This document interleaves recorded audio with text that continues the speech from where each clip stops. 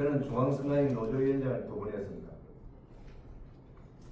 부정선거하는 것을 보고 부정선거를 제기를 하고 하다가 계속 내부 투쟁을 하다가 저는 파면당한 사람입니다. 부정선거의 증거를 다 찾아내고 했는데 오늘 기자협에서 취재하신다니까 저 말은 전부 다 대한민국 전체 전 세계에 공표를 해도 좋습니다. 이런 사건이 대한민국에 일어났습니다. 국민들은 반대로 생각하겠습니다. 이런 광명천지하에 부정선거가 일어나냐 천만 말씀 여러분들 다 속았습니다. 언론이 보도를 하지 않았습니다. 국회가 국정조사를 거부했습니다. 법원이 사기 판결했습니다. 검찰이 수사를 거부했습니다. 그런 사건을 오늘 제가 알려드리겠습니다. 제가 방금 코로나 피해자 말씀 들어보니까 어찌나 같은지 지금 몸속에서 소름이 여러분 선거 때마다 선관위에서 선거하는 광경 모집을 지금 어떤 모입니까? 개표장을 모입니다. 개표장에서 부정선거가 거의 일어났고 했습니다.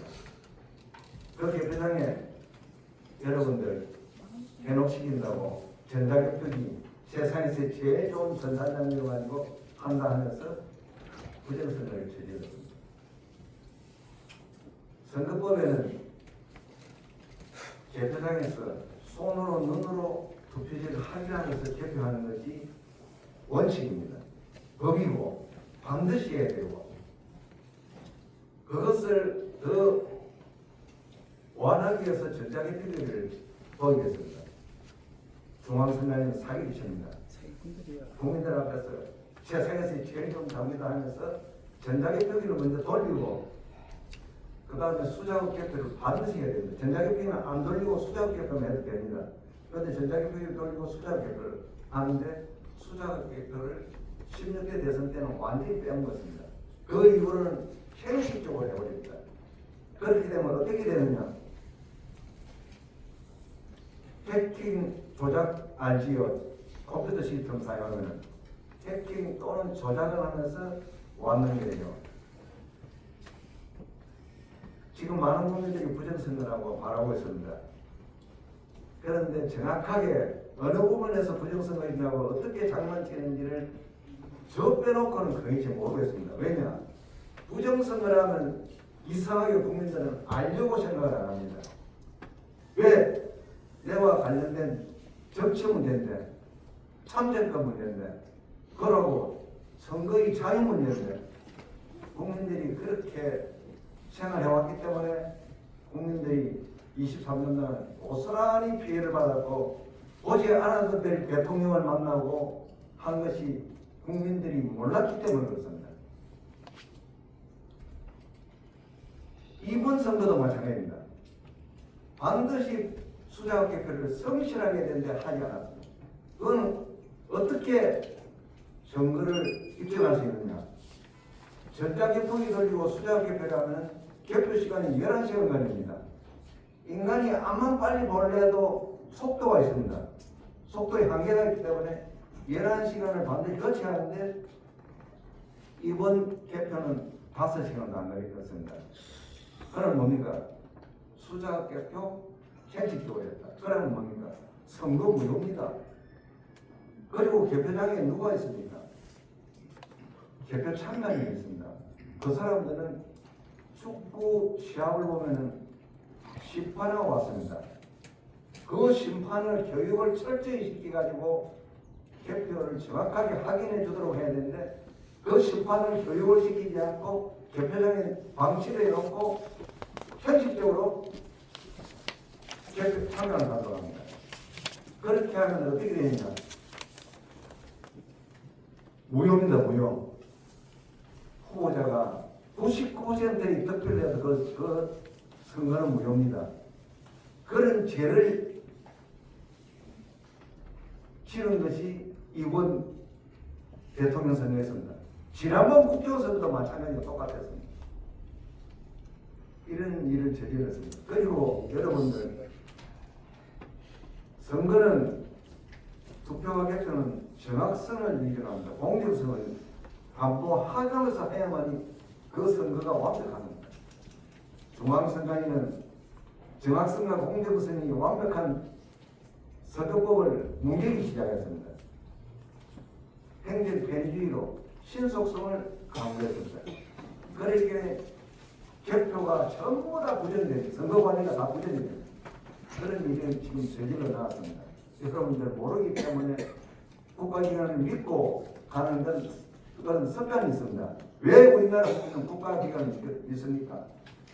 우리는 공짜로 자유를 받고 투쟁을 해서 받은 일이 아니기 때문에 여러분들은 그 자유가 얼마만큼 중요한지를 지금 저 말을 듣고도 생각이 안 나요. 머리에서. 그런 자유를 공짜로 받았기 때문에 여러분들이 쉽게 빼앗기고 있어요. 다 빼앗겼어요. 그 다음 네 번째는 여러분들 선거일날 투표하러 가면은 신분증을 제시하면은 서명날이 나고 투표지를 교부합니다. 투표용지를. 교부할 적에 투표용지 교부하기 전에 투표용지 1년 번호가 있습니다.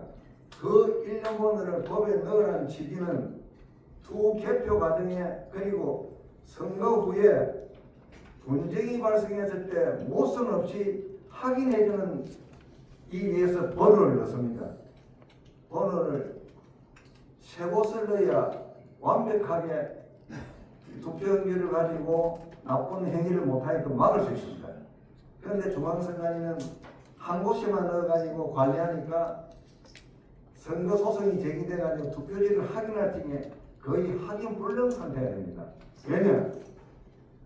그 창고에 보관하는 과정이 명확하게 믿을 수 있어야 하는데 그렇지 않습니다.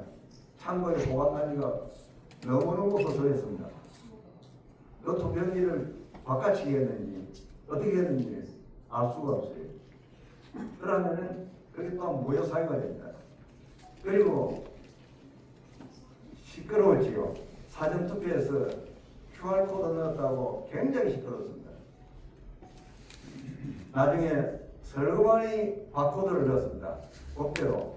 그것도 번호 없는 바코드를 넣어가지고 창간인들 또 방해를 해버렸습니다. 그것 또한 위반이었고. 여섯 번째는 여러분들